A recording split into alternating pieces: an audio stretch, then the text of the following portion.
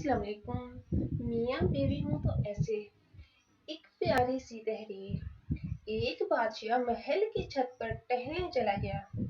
टहलते टहलते उसकी नजर महल के नजदीक घर की छत पर पड़ी, जिस पर एक बहुत खूबसूरत औरत कपड़े सुखा रही थी।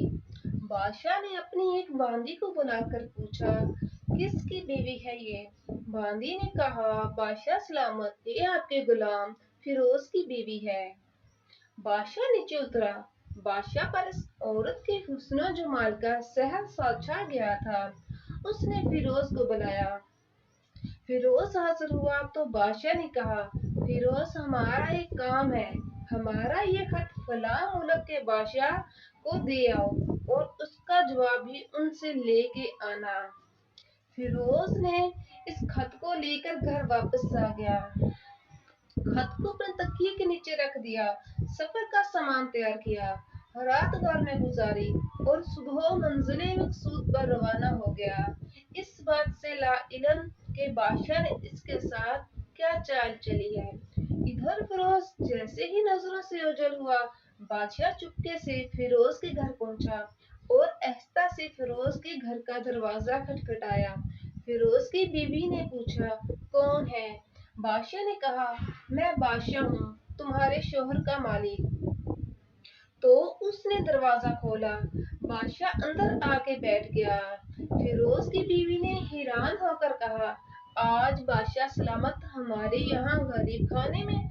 बादशाह ने कहा, मैं यहाँ मेहमान बनकर आया हूँ। फिरोज की बीवी ने बादशाह का मतलब समझकर कहा, मैं अल्लाह की पनाह चाहती हूँ आपके इस तरह आने से, जिसमें मुझे कोई खैर नजर नहीं आ रही। बादशाह ने कहा, ऐ लड़की, क्या कह रही हो तुम? शायद तुमने मुझे पहचाना नहीं। मैं बादशाह हूँ, तुम्हारे शोहर का मालिक। फिरोज की बीवी ने कहा, बादशाह सलामत, मैं जानती हूँ कि आप ही बादशाह हैं, लेकिन बुजुर्ग कह गए हैं, शेर को अगर चाहे जितनी भी तेज भूख लगी हो, लेकिन वो मुर्दार तो नहीं खाना शुरू कर देता।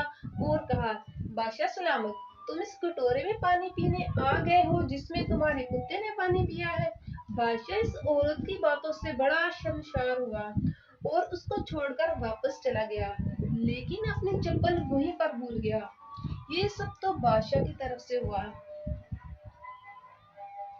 अब फिरोज को आधे रास्ते में याद आया कि जो खत बादशाह ने उसे दिया था वो तो घर पर ही है। उसने घोड़े को तेजी से वापस मोड़ा और अपने घर की तरफ लपका। फिरोज अपने घर पहुंचा तो तकिए के नीचे से खत निकालते वक्त उसकी नजर पलंग के नीचे पड़े बादशाह की चप्पल पर पड़ी, जो वो जल्दी में भूल गया था। फिरोज का सर चकरा कर रह गया और वो समझ गया कि बादशाह ने उसको सफर पर सिर्फ इसलिए भेजा ताकि वो अपना मतलब पूरा कर सके।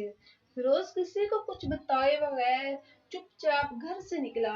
खत लेकर वो चल पड़ा और काम खत्म करने के बाद बादशाह के पास वापस आया तो बादशाह ने इनाम के तौर पर उसे 100 दिनार दिए। फिरोज दिनार लेकर वापस बाजार गया और औरतों के इस्तेमाल की कीमती कपड़े और कुछ तोहफे खरीदे।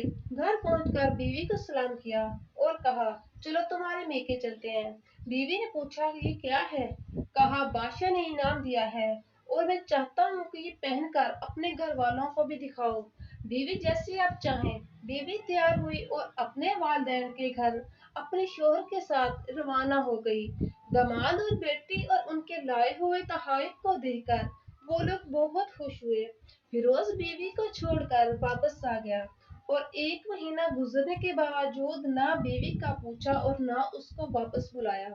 फिर कुछ दिन बाद उसके साले उससे मिलने आए और उससे पूछा, फिरोज, आज हमें हमारी बहन से गुस्से और नाराजगी की वजह बताएं या फिर हम आपको काजी के सामने पेश करेंगे।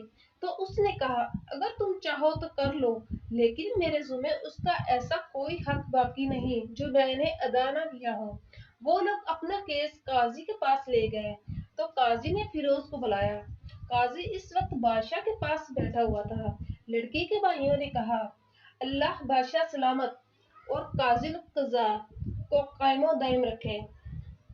काजी साहब, हमने एक सरसब्ज बाग, दरख्त फलों से भरे हुए और साथ में मीठे पानी का इस शख्स के हवाले में दिया तो उस शख्स ने हमारा बाग उजाड़ दिया, सारे फल खा लिए, दरख्त काट लिए और कुएं को खराब करके वापस बंद कर दिया।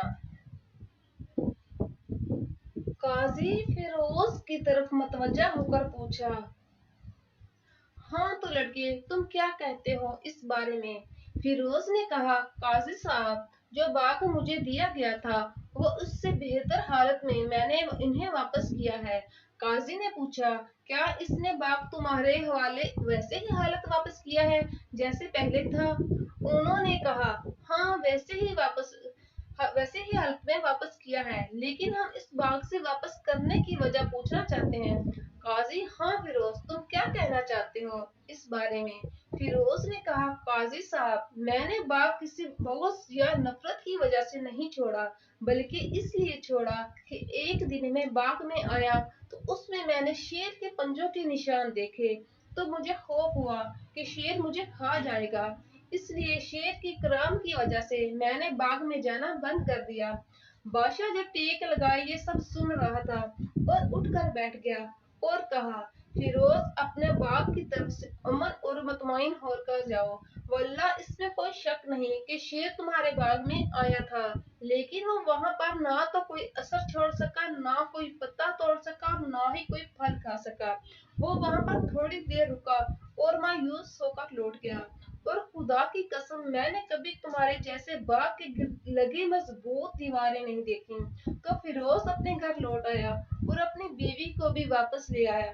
ना तो काजी को पता चला और ना ही किसी और को कि माजरा क्या था। क्या खूब बेहतर है अपने अहलियो के राज छुपाना, ताकि लोगों को पता ना चले।